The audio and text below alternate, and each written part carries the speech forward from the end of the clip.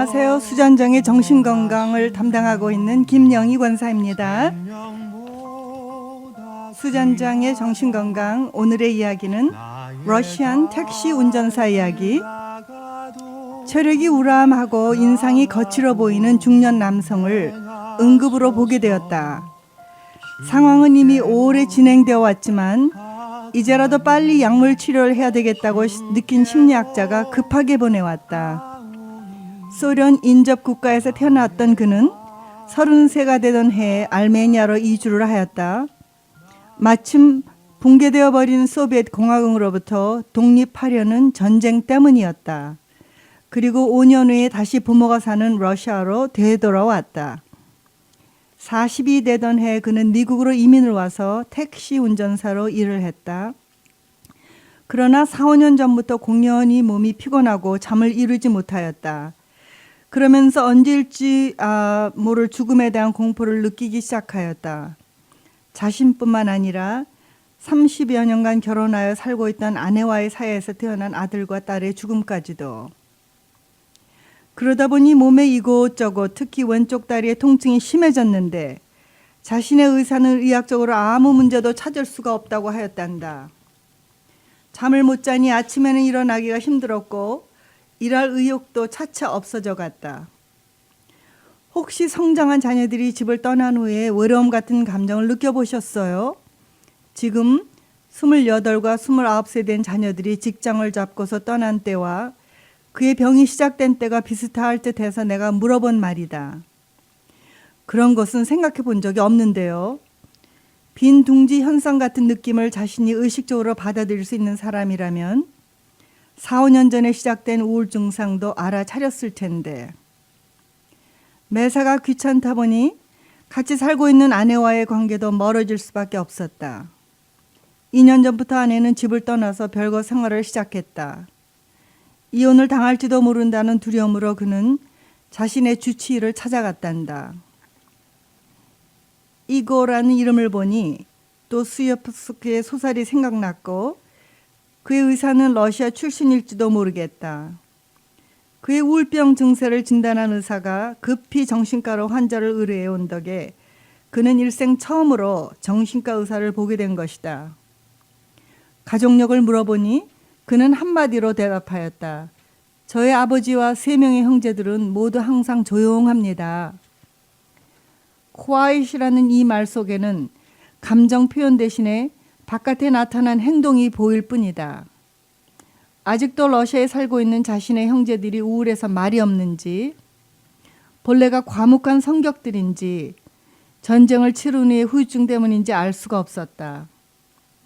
어린 시절은 행복했다라고 말하며 아버지는 조용했다는데 어머니나 본인은 어떻게 지냈는지 대답이 없다.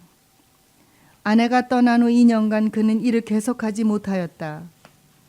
떠난 아내는 의사 사무실의 직원으로 일한단다.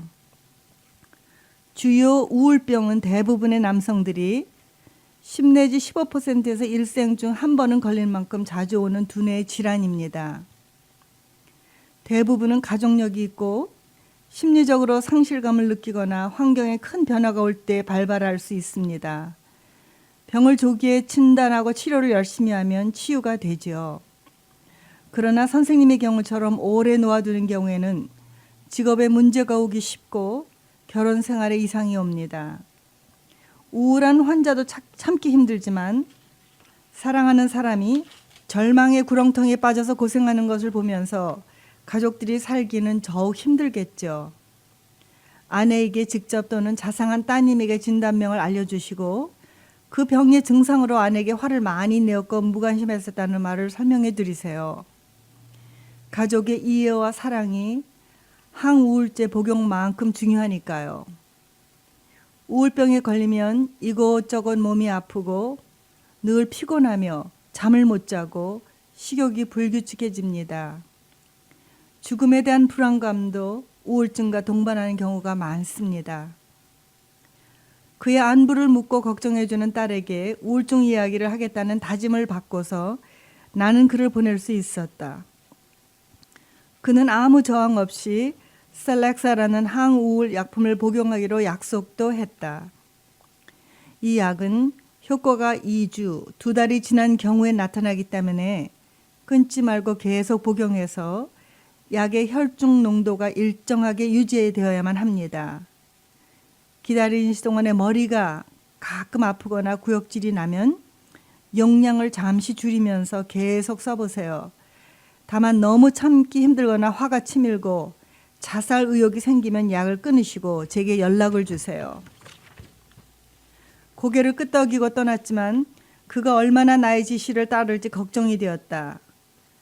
그래도 가끔 연락을 취한다는 딸의 도움을 받기 바라면서 다시 한번 우울증이라는 두뇌 병이 인간에게 끼치는 파괴력에 새삼 놀란다.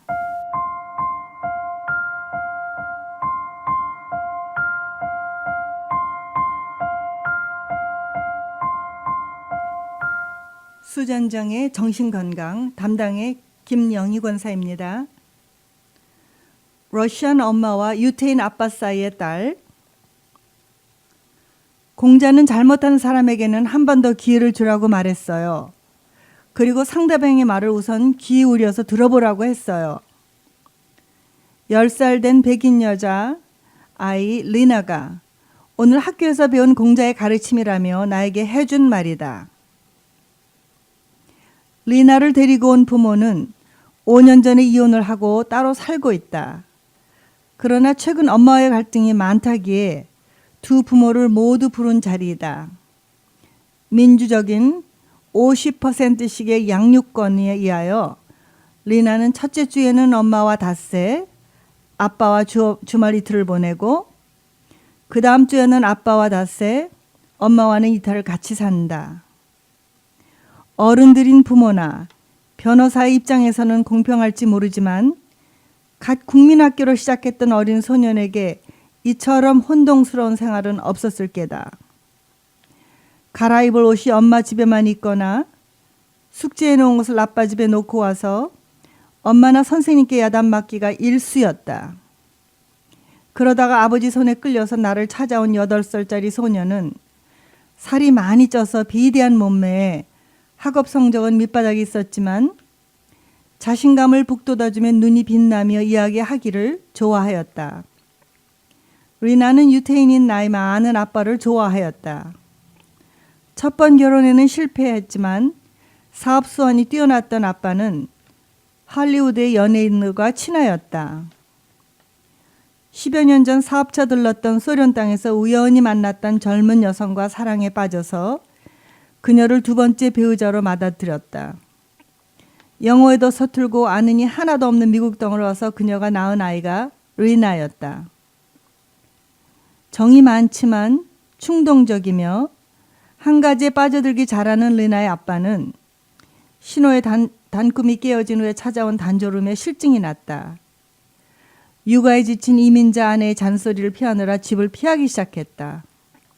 이혼 후 리나의 엄마는 영어를 배우며 생활 전선에 나섰다. 그녀가 처음 잡은 직업은 양로원의 간호보조사였다. 노인들의 대소변을 받아내고 식사를 도와주는 일이 주 임무였다. 리나와 엄마와의 사이는 점점 악화되어 갔다. 가난에 길들여진 소련에서의 어린 시절에 비해서 자신의 딸은 온갖 호화로움을 누리면서도 불평이 많은 것을 이해할 수가 없었다. 방은 항상 난장판으로 지저분한데 치울 생각은커녕 시간만 남으면 음식을 먹어대었다. 수학 국제를 도와주려면 우리 선생님 방식이 아니라며 아빠를 불러대었다. 아빠와 함께 나의 사무실로 온 소녀는 왜 정신과 의사에게 왔는지 모른다고 했다. 학교에서 친구가 있느냐고 물으니 자신이 뚱뚱하다고 모두 놀리기만 할 뿐 친한 아이가 없다고 했다. 공부 시간에는 공상에 빠질 때가 많다고 했다. 그래서 아주 쉬운 것들도 제 시간에 끝내지 못해서 선생님께 야단을 맞는단다. 숙제 적은 종이를 잊어버리거나 아니면 다 끝낸 과제물도 가방 속에 넣어둔 채로 제출을 안 해서 성적이 나쁘다고 하였다.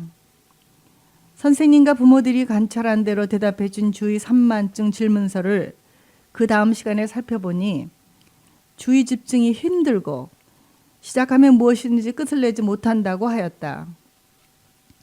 내가 예상했던 대로 리나는 아버지의 유전 인저를 물려받아서 주의 산만증 증세가 있지만 행동 항진 증세가 없는 얌전하고 조용한 그러나 공상이 많은 주의 산만증 환자였다. 아침에 한 번 복용하면 12시간 동안 주의 집중을 도와주는 약을 5mg부터 시작하여서 20mg까지 올리자 학교 성적이 많이 향상되었다. 자신감이 생긴 후에 리나는 어머니의 비판에도 너무 예민하게 반응하지 않았다. 그리고 엄마가 잘하시는 재봉이를 같이 하거나 아파트 안의 수영장에서 많은 시간을 보내게 하였다. 그리고 엄마가 야단을 치시기 전에 적어도 한 가지는 칭찬을 하는 습관을 기르도록 하였다. 주의 산만증 환자의 특징이 대체로 자존심이 저하되어 있으므로 칭찬을 통해서 본인을 사랑하도록 도와준 후에 잘못된 행동은 고치는 충고를 하게 하였다. 각성제 복용 후에 가장 먼저 나타나는 약효대로 리나의 쓰기와 친구 사귀기에 많은 변화가 생겼다. 이제 몸무게도 많이 줄었다. 리나는 엄마로부터 쉬운 러시아어도 배우도록 하였다. 이제 마사지 치료사가 된 엄마의 자존감을 올릴 수 있는 가장 빠른 길이기에 비록 이혼은 했더라도 부모의 관심과 올바른 약물 치료로 자신의 넘친 리나의 가족에게 행운이 가득하기를 기원한다.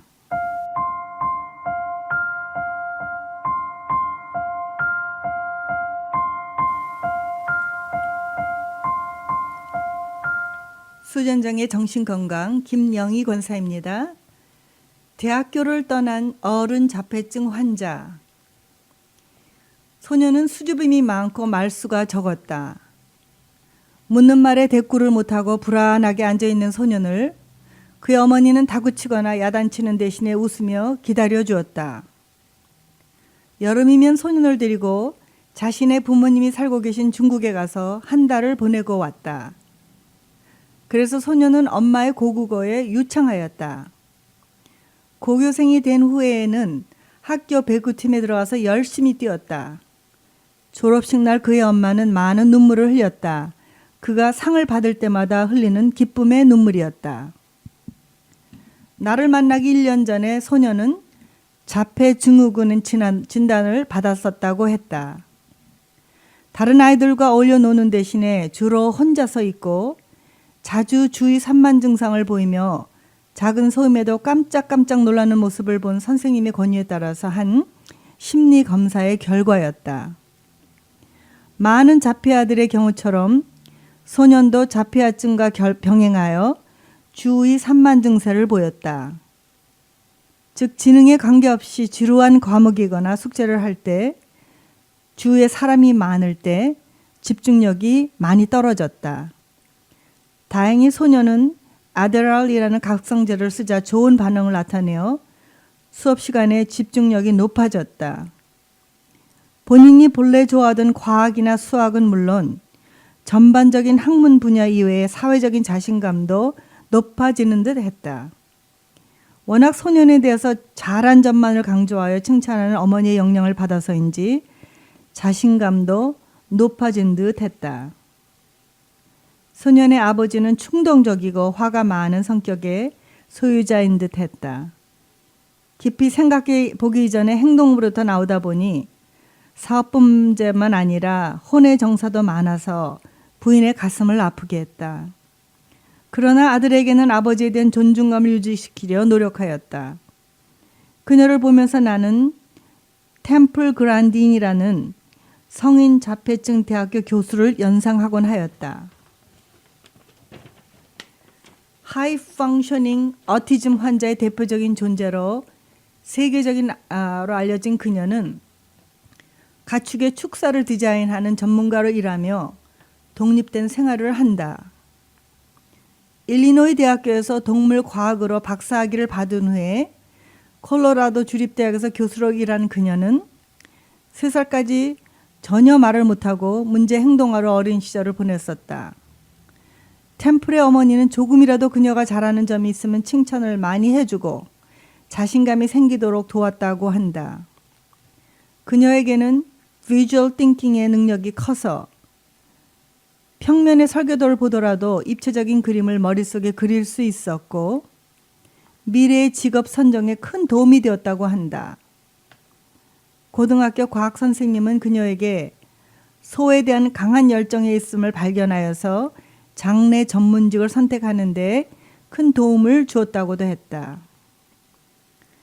소년의 어머니에게서 오늘 전화가 왔다. 아들이 3개월 전 대학교로 떠난 후에 공부도 안 되고 성적이 형편없이 떨어졌으며 친구를 사귀는 법을 몰라서 너무나 외롭다는 내용이었다. 아데랄도 끊었더니 집중이 안 되는데 왜 끊었는지는 어머니도 모른단다. 미국에서 자란 많은 동양계 청소년들은 서양계 젊은이들에 비해 자아를 찾으려는 사춘기의 몸부림이 13에서 15세 대신에 몇 년 뒤에 오는 듯한데 동양인 가족들이 느끼는 집단 자아의 영향 때문인가라고 의심도 해본다. 그러다가 가족을 떠나서 낯선 곳에서 홀로 서기를 하며 바꿔진 환경에 적응하려니 힘들 수밖에. 아드님이 외롭고 힘들다고 하소연을 한다니 다행이네요. 만일 그토록 힘든데도 밖으로 표현을 못하고 속으로 꾹꾹 참고 있다면 정말 문제가 커지겠죠. 우울 증상이 심해지면 집중력은 더욱 나빠질 거고 회복하는데 훨씬 오랜 세월이 걸릴 테니까요. 본래 어머니에 대한 믿음이 컸었기에 솔직히 도움을 청하는 것이겠죠. 우선 본인의 이야기를 자세히 들어보고 어떻게 도와야 될지 방법을 찾아보도록 합시다. 정신과 치료에 나는 3가지 다른 분야에서의 도움을 중요시한다. 심리적과 신체적 그리고 환경적 요소의 적당한 치료 말이다. 즉 환경적으로는 따뜻하게 북돋아주는 가정과 학교, 신체적 치료로는 두뇌, 뇌파 물질 중에 필요한 도파민이나 세로토닌 등의 밸런스, 그리고 가장 중요한 심리적 안정, I am okay라고 느낄 수 있는 자신감을 되찾아주는 일이다.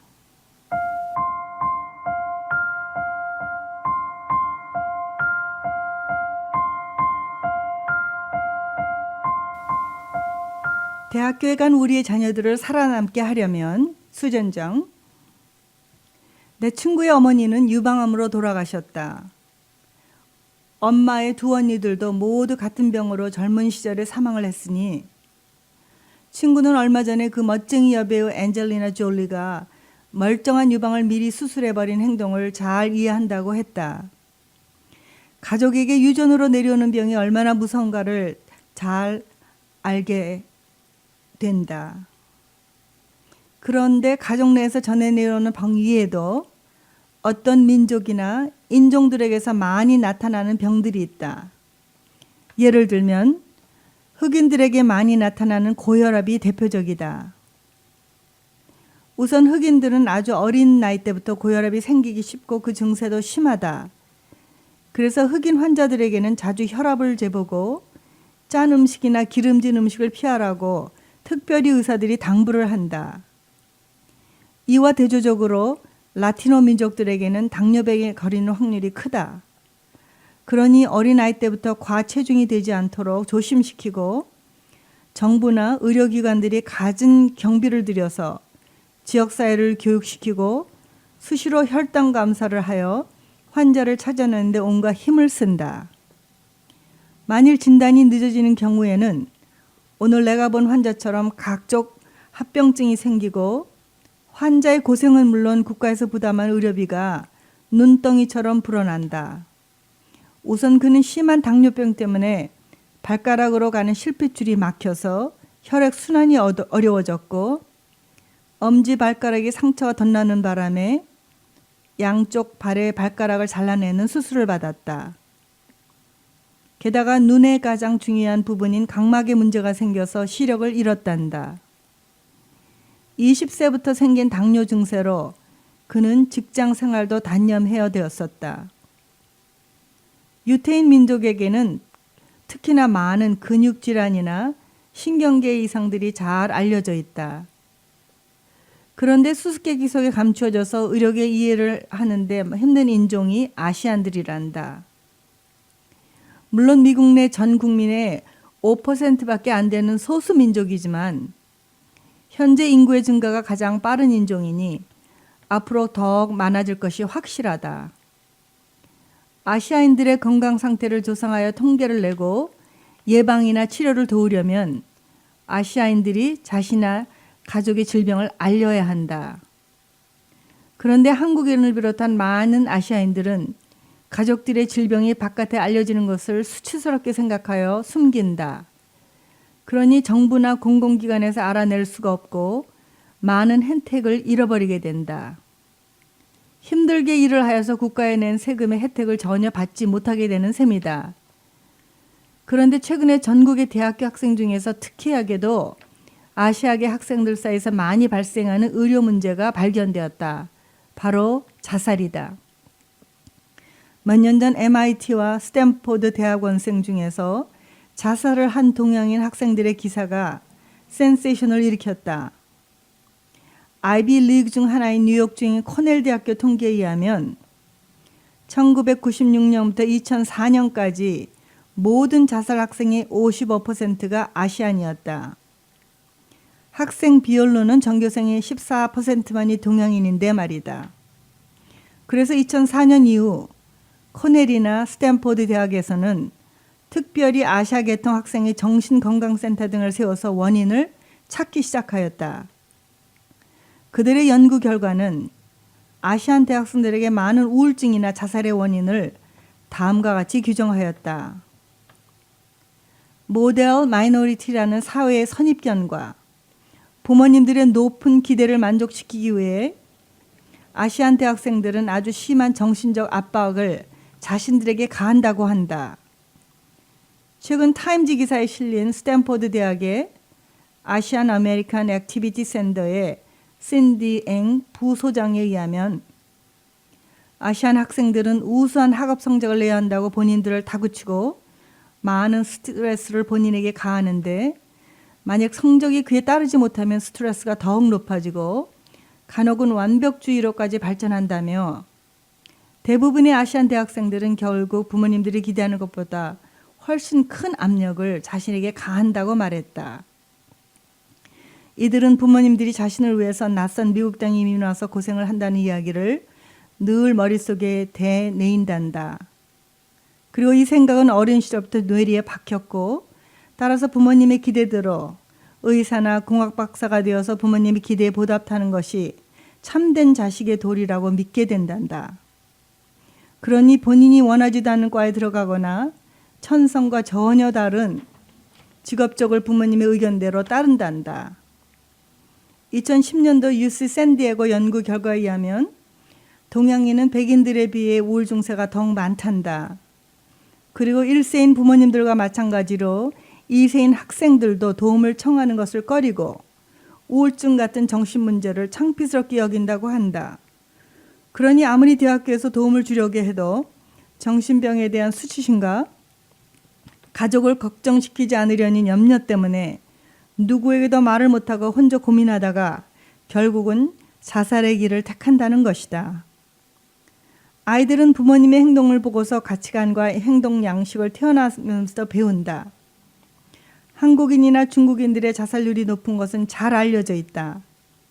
이 세들의 자살률은 그러니까 우울증을 창피하다고 시시하며 육체적, 환경적, 심리적 그리고 영적인 치료를 하여서 도움을 받기 거부하는 부모님들의 행동과 관계가 크다고 하겠다.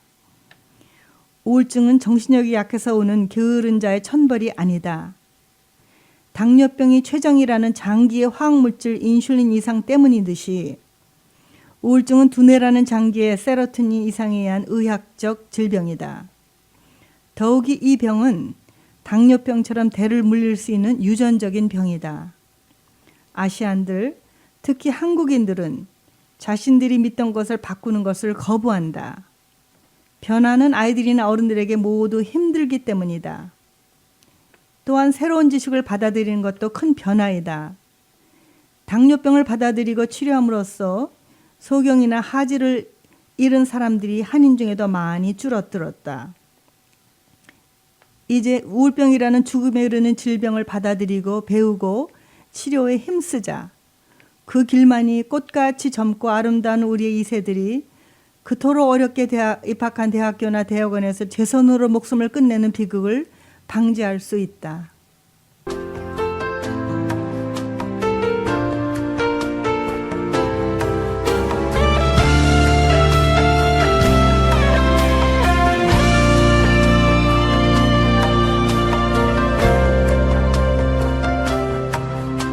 마음이 상한 자를 고치시